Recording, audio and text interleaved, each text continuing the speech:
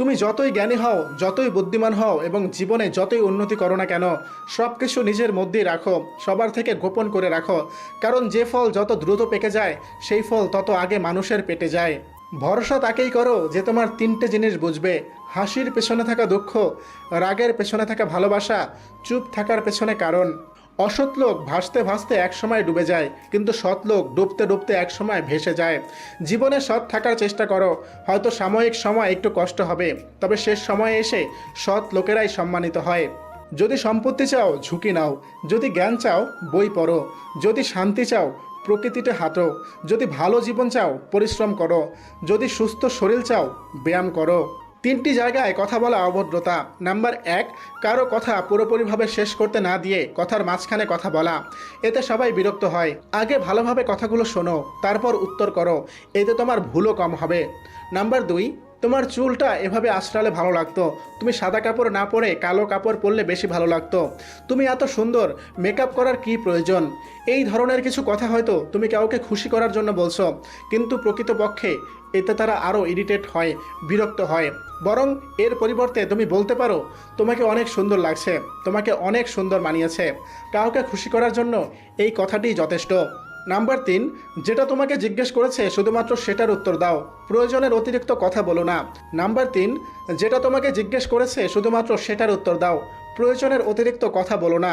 মুখ থেকে যদি কোনো ভালো কথা বের না হয়, তবে চুপ থাকো।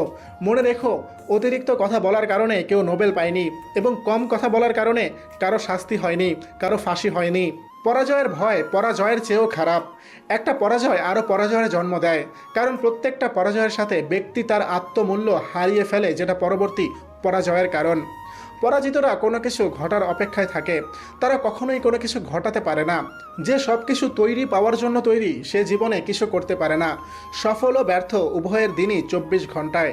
নো মানে একেবারে না নয়, নো মানে নেক্সট অপরচুনিটি। বয়স 18 পার হলে এই 5টি কথা মেনে চলো।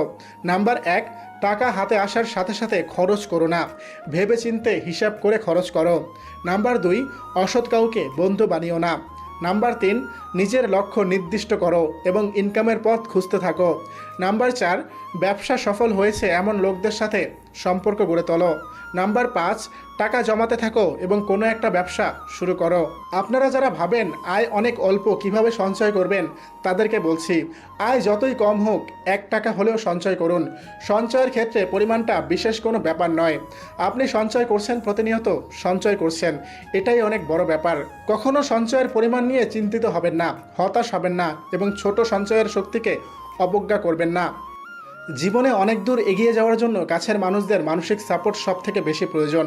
অথচ যখনই দেখবে তুমি কোনো ভালো কাজের জন্য রেডি হচ্ছ বা খারাপ সময়ের মধ্য দিয়ে যাচ্ছ, তখনই দেখবে তারা তোমাকে মেন্টাল প্রেশার দিবে, মানসিক চাপের মধ্যে ফেলবে, মানসিক অশান্তিতে ফেলবে।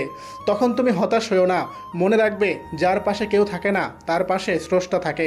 যার কাছে কিছুই থাকে না, তার হাতে সময় থাকে কাজে লাগানোর জন্য। তুমি তোমার সময়কে সঠিকভাবে কাজে লাগাও, দেখবে এটাই তোমার সফলতার জন্য যথেষ্ট। শত্রুকে চেনার আগে বন্ধুকে চিনে নাও, বন্ধুর মাঝেই তোমার গোপন শত্রুকে খুঁজে পাবে। মনে রেখো, প্রকাশ্য শত্রুর চেয়ে গোপন শত্রু বেশি ভয়ানক। যখনই দেখবে তোমার কথায় কেউ রাজি হয়েছে, তখনই তাকে দিয়ে সেটা করিয়ে নাও, কারণ মানুষের মন মানসিকতা মুহূর্তের মধ্যেই পরিবর্তন হয়। কখনো কখনো চুপ করে থাকতে হয়, সব কিছু দেখেও না দেখার ভান করতে হয়, ইচ্ছে করে হেরে যেতে হয়। এর মানে তুমি পরাজিত নও, তুমি পরিণত। মনে রেখো, যে যত নত সে তত উন্নত। মাথা নিচু করে শিখতে হয়, মাথা উঁচু করে বাঁচতে হয়।